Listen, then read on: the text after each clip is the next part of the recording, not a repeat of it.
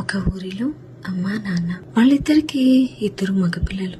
పెద్దోడు మంచి వేటగాడు, చిన్నోడు చాలా సాఫ్ట్. నాన్నకి ముసలితనం వచ్చి సరిగా కళ్ళు కనబడటం లేదు.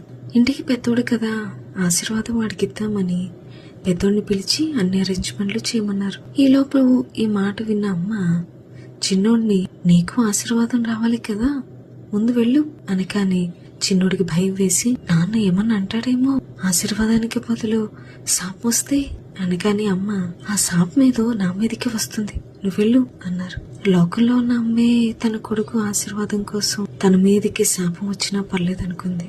ఈ లోకంలో ఉన్న అమ్మే అంత చేస్తే మరి యేసుప్రభు వారు మనం ఆశీర్వదించబడాలి అని మన మీద ఉన్న శాపం అంటే అనుకుంటాం కదా, నా బ్రతికింతే అని, మరి ఆ శాపం తన మీద వేసుకుని మనకి ఆశీర్వాదం ఇవ్వడానికి భూమి మీదకి వచ్చి మరీ ఇచ్చారు. మరి ఈయన ప్రేమ ఇంకెంత గొప్పది.